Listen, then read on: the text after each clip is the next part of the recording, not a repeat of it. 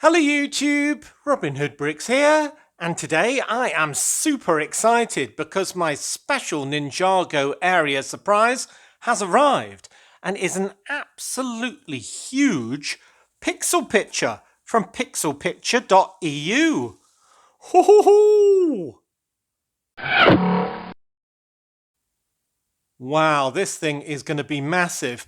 Well, the idea behind it was basically trying to differentiate between the UK orientated city of Brick Nottingham against its blue sky background, which is growing week in, week out, from a lovely Ninjago city area that I'm basing on these chests of drawers over here with all their wacky architecture and even wackier characters. So yeah, I didn't want them having the same backdrop and looking like they were part of the same whole. I wanted something, well, completely different, because it's not just a kind of geographical difference that I think of this as being, a Far East city. I think it's also going to be quite a sort of futuristic dystopia with flying cars and stuff like that. So it's a kind of a bit Blade Runner-y. So it'll kind of be a bit of a difference in time as well, definitely building style. So I thought the best way to separate this and have it look very distinct from everything else is by giving it its own pixel picture backdrop that would fill the whole wall from the edge of the door all the way up to the leftmost building there, and from the ceiling all the way down to the top of the chest of drawers. And for that, I'm going to need a lot of pixel panels, which is exactly what I've got in these huge boxes. Just got a few of them out here. But before I do the big reveal of how they look all together, I'll show you how I made it.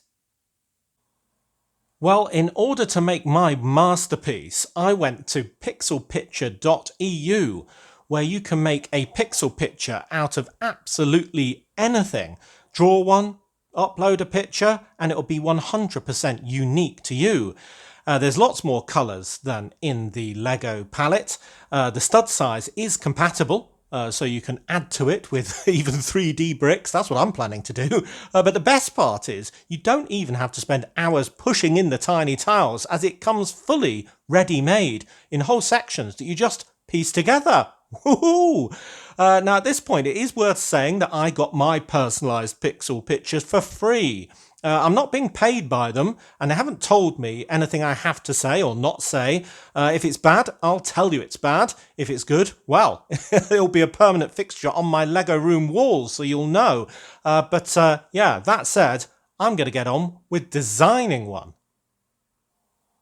Well, I started my design journey by using some official Ninjago city images from the internet, thinking, well, if I just plug one of these in and pixelate it, it'll be perfect, won't it? And this image here is just amazing, with all of its huge, big Legoized adverts and the water level at the bottom and all the interesting shaped buildings and so on. Mass transit, wow, it just looks absolutely fantastic. Perfect, you might think. But you put an image like that with so much going on in it through a pixelator, and well, you end up with a complete mess, essentially. You just can't see any of the detail. And besides that, the perspective's all wrong. We're kind of zoomed in too far. It's just not going to work at all. And I'm not very artistic, so I thought the next thing I'd try is AI. Yes, we are in the age of AI, and there are loads of free image generators out there on the web, like crayon.com. That was a good one. That's crayon with AI before the Y. Yes, you see what they've done there? And I'm too cheap to pay for those services, but you can do quite a few images for free before they move you on, and then you can go on to the next free website as well. So I basically did loads of different search terms and generated loads of different images to try, and passed them all through the pixelator to kind of learn what worked and what didn't, and what the pitfalls of each different kind of search term were. And I started off just doing things like futuristic city and cyberpunk city skyline, but then I started getting a lot more specific when I knew what I wanted. So if you look at one of the earlier pictures I did of a wonderful cyberpunk city skyline, weirdly with a great big robot in the foreground I didn't want, but anyway, it looks absolutely perfect. I mean, the colours are vivid, aren't they? And you can put this into the editor change the aspect ratio to the exact one you want to focus on a certain area and go for a certain shape of pixel picture. And then you can start to edit it. Once you've done the pixelization, there's lots of painting tools, a huge color palette to select different types of tiles to make amendments or change whole sections. And then there's also all sorts of other tools for painting and for changing all of the brightness, contrast, hue and saturation of your image. So you can make it a little bit brighter. That was a bit dark, wasn't it? Don't know what the contrast should be. Saturation, yeah, that looks quite intense. And then you can do dithering as well, which I think makes it sort of less or more grainy. And then you've also got sharpen, which I quite like, because then you're kind of getting, oh, you see the lights miles better there. Probably too many lights there. Yeah, not enough. Yeah, that looks about right, doesn't it? So you can really play around and get this thing looking absolutely perfect before downloading it for holding up against your wall and seeing exactly where it'll go in your home or in your Lego room. So yeah, I started putting all of my generated images in, and yeah, that one is a complete mess, isn't it? Yeah, you see it's got far too much detail. You just couldn't get it looking good. That one's arguably got too little detail. It's sort of washed out. It almost looks like a reflection in a puddle of a beautiful city, doesn't it? And then this one, which was kind of epoch changing for me. I mean, it's far too zoomed in and it's not appropriate at all. But the color palette really got me thinking. I didn't ask for a sunrise, but I got one. And that orange against all of the lovely pinks and purples of the building made me think, yes, that's going to be the perfect antidote to my blue walls in the Lego room, and it's going to look absolutely stunning. So I changed my search term. I changed it first of all to Ninjago cityscape across water with sunrise, and ended up with this, which is pretty good. I mean, we've got the sunrise on the horizon. We've got really funky looking buildings. I like the look of those a great deal, and I like the pink blossom.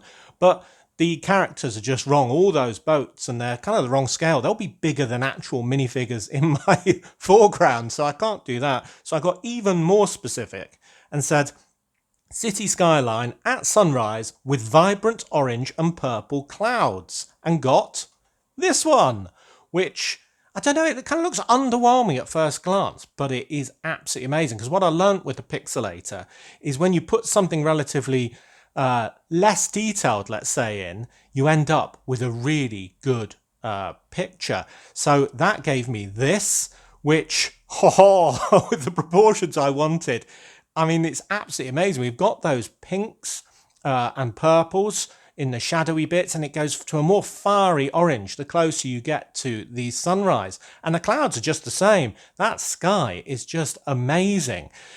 I love the fact that some of the buildings you can almost barely see because there's so much in the direct line of the sun. So I thought, yes, this is the best image for me of all the ones I've done. I'm going to play around with this and see how good I can get it. So I started playing with its exact position vertically because basically with all those Ninjago buildings in front of it, you're going to be blocking a lot of this picture. So I kind of want the bottom third vertically to have practically nothing in it at all. In fact, it could be black for all the difference it will make. I want the horizon to be right in the middle of the whole shebang, looking absolutely beautiful in the backdrop. And then I kind of want the top third to be, well, just entirely sky, because I mean, that's going to be quite high up near the ceiling of my Lego room. So, you know, I don't want there to be buildings that are, you know, mile high or whatever like that. So I think this is the right orientation. And then I just started doing little changes, like just tweaking all of those parameters and the lefty-rightiness of it all, just to get different shadows in the clouds and so on, and just find one that I really liked. And then I started using the more specific tools, blacking out that foreground and adding a detail to the buildings. There are basically 4 prominent buildings, which I'm going to call 1, 2, 3, and 4, that weren't that prominent actually in the original. And I wanted to get a bit more of those sort of wackiness of the Ninjago shaped buildings in there. So number one, I basically put a hole in it, like you do in some modern size skyscrapers in the Far East, and even put some little windows on there, or little hints of them anyway. And I thought that improved it a great deal, because then we could see a bit of that lovely sunset through the hole as well. Then the second one, I added a bit more height and added an aerial as well. The third one, I increased massively in height and made it kind of pagoda shaped. I thought that would be really interesting, kind of like one in Taipei in real life, I think. And then the fourth one, again, I increased the height and added a pair of aerials on that, so it would look even more interesting as well. And then, well, I just played around with all of the kind of shadowing from the sun to make it even better, and ended up with my absolutely perfect one, with that pagoda building having, yeah, really good sunlight on its side. So there we go. That was my attempt. Not being very artistic, I thought I managed quite a good pixelated picture. So that is the one I press go on, and well, now it has arrived. Woohoo! Wow, look at that. This is the absolute center panel of my mosaic, and it looks amazing, doesn't it? Even better from further out, with the sun setting behind those buildings in those terrific yellows, oranges and reds. And it very much benefits from having that increased color palette from regular Lego, and we've got all those different shades in close proximity, and it really makes a great deal of difference. So yeah, I like that a great deal. Yeah, so the great unwrapping has happened. I say great unwrapping because it comes very well packaged indeed, not only in these padded cardboard boxes, but each panel is separated by some bubble wrap, and each panel is individually wrapped in this kind of cling filmy stuff to make sure everything comes exactly as intended. And these sections are exactly the same size as a 48 by 48 base plate, so 48 by 48 studs. And I've just removed a few from this corner so you can see the actual studs themselves, and they're a bit different from Lego in that they've got holes in them, but if I use a regular Lego piece, that fits on absolutely normally with the same sort of pressure, doesn't pop off too easily, but when I want it to, yeah, just comes off absolutely fine. So that is as expected and is good, because I want to sort of add my own little 3D bits sticking out, maybe supports for flying vehicles or something like that. So I think that would be really good. And then if we flip the whole thing over, you'll see that we have the references for all the different panels. It's kind of made out of 4 what look like 3D printed panel pieces. So we've got the reference of row 3, number 5, row 3, column number 6, and so on, 4, 5, 4, 6. So this is panel number 8. And all of the subsections and these greater sections are held together with this double kind of connection setup, where one comes through with some prongs that go to the outside, and then the second part kind of slots in from the second side, pinning those things into position, pulling them apart sort of thing, so the thing doesn't fall apart. So that is very clever indeed. And I've got a bag of clip A and clip B, as well as a mounting set to attach it to the wall to finish this off, and some detailed instructions as well, all folding out, looking very impressive indeed. And then we've also got these, which are very interesting indeed too. And if I flip it back over, once you've got it sort of all pieced together and ready to go on your wall, you can push out the relevant panels for where you want your fixing points onto the walls.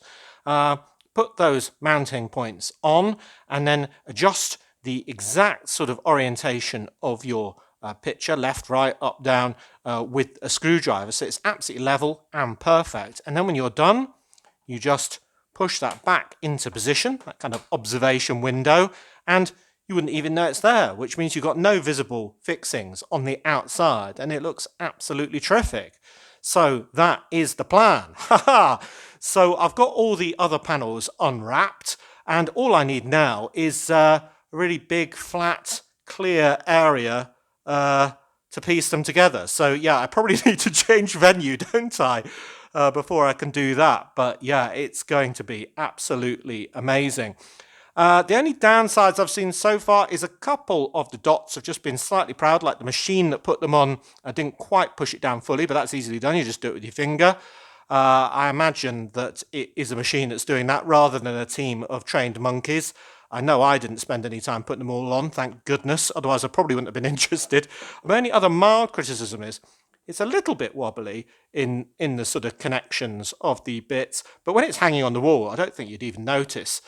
So I think that'll be fine. But yeah, we'll see how flimsy it is when it's all together. Hopefully not too bad, but it looks terrific. So I am definitely looking forward to that. Right, a change of venue to put them all together in the right order. That's pretty important. And then I'll bring it back in here and we can, well, hold it up against the wall. In fact, another job I'm going to have to do, move all these sets, remove all these drawers so I can move the actual cabinets, because I need to pull them away from the wall to give me enough room to mount it, because I think it's going to be slightly taller than the full gap available. So yeah, a lot of moving stuff around next. Well, there's drawers and stuff absolutely everywhere, but dun dun dun, wow, check that out. That is absolutely spectacular, isn't it? Wow, I just love that warm glow in the middle. Almost looks like a sort of massive explosion, that sun beaming through all of those buildings. And look at my lovely personally designed buildings with the hole in and the interesting antenna, and that one with the pagoda sort of profile, and the one with the double aerials. All looking very amazing. And the further back you go, the more kind of blended in it looks, and it just looks vivid, doesn't it? Wow, I'm so happy with that. It's going to look even better on the wall, and when we've got these kind of observation ports covered up as well, which I've just got sort of sat waiting to go into place because I need to mount this. I'm figuring that 3 mounting points will be enough. There's another sort of optional one in between each of these pairs if I want to go that route, but I think that should be enough. And I'm going to try and get the top line surface justified with the junction of the ceiling and the wall to get it as high as possible so there isn't any sort of blue of my painted walls leaking in. So yeah, drill next. Oh my goodness, that looks amazing. Wow, look at that. Can you believe it? It looks fantastic. Wow. It's almost like there's a window in my wall and I'm halfway up a skyscraper looking out over the city at sunrise or sunset. Wow, I'm so glad that Pixel Picture got in touch about doing a mosaic. I mean, it was my idea to make a Ninjago backdrop, of course, and I designed it as well, actually. So yeah, most of the work was me, obviously. But wow, the outcome is pretty good, isn't it? Wow, you've got real perspective. It almost looks like I could sort of lean round to change the angle that I'm looking at the city at. But wow, it's only when you get up to about here that it starts to get pixelated, isn't it? Yeah, you get back to there and it's all blended back in again. Wow. Well, it wasn't that hard to mount. I've got all the covers sort of back on. You can't even tell where they are. I think the line of my ceiling to the top of it is a bit wonky, and that's, I think, the room's fault rather than the mosaic. But golly, that looks good, doesn't it? Oh, I absolutely love this. It couldn't have come out better. I really like my kind of signature buildings on the top of it. They really stand out a great deal, and I really like the fact that it goes up to the edge of the door frame here in the room with just a band of blue down either side. Yeah. Wow, that looks great. It couldn't have come out better, really, could it? So I'm going to have loads and loads of Ninjago sets all sort of set up in front of this. I haven't decided exactly how I'm orientating them yet, but I'm going to be having some fun little flyers and stuff like that mounted on clear bricks sticking out of the sky, so I can have loads of vehicles flying, sort of in a Star Wars sort of Coruscant type way. You see what I mean? Streets in the sky, a bit like Blade Runner as well. But yeah, that looks absolutely fantastic as a backdrop. Yeah, I'm probably repeating myself, but I'm just kind of really quite amazed at how it looks. It's just come out so well.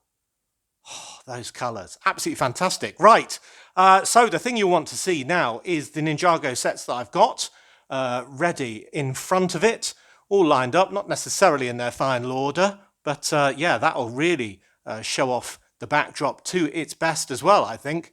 But so far, well, I could just stare at it as a picture, actually. Don't really need the sets, do we? That just looks stunning. Absolutely fabulous. So happy with that. It's come out a treat. Well, how about that? Doesn't that look amazing?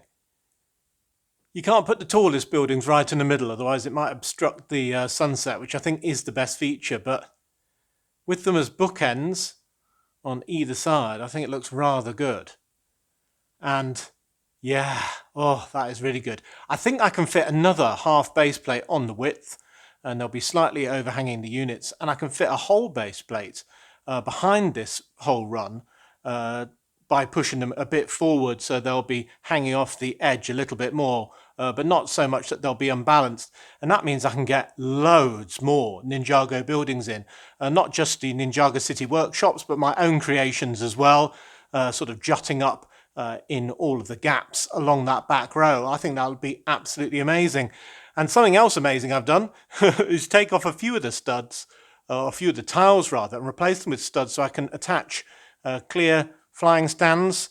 And you'll see I've got some flyers. We've got one here, which is a sort of Space Police 3 one. Here, which is a recolor of a, what was it, Nexo Knights? Can't remember. And this one, which is a Space Police 3 one as well. And they just look really good, hanging in midair in these sort of flying streets above Ninjago City. But look at that. I mean, if we get rid of all of the room and just look at that, then wow, that just looks stunning, doesn't it? Ho, it's worked. Wow, I absolutely love that. I mean, I could play with this for hours, but yeah, this is very good as a start. That backdrop looks amazing. The buildings look great in front of it. And actually, thinking about it, the sort of rule of 3/3 worked as well. And that the bottom bit that was completely black is completely concealed. The middle bit with the skyline on is visible. And the third that is the sky is looking absolutely magnificent. Wow, tell me what you think of that. I think it's amazing. I don't see how you couldn't really. Obviously, I can rearrange the buildings in front of it probably better, in a better order, or I don't know, orientation or something. But as a for starter for 10, I think that looks absolutely amazing. And it's only going to get better when I start doing my mock buildings and incorporating them into the whole thing. Add more flyers, bigger flyers. Oh yes.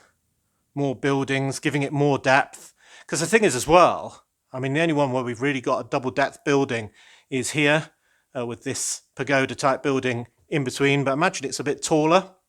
We could even put it on a little shelf, and you've got that sort of front row with all the detail on, bit less detail, and then the backdrop, it'll look even more amazing, if you ask me.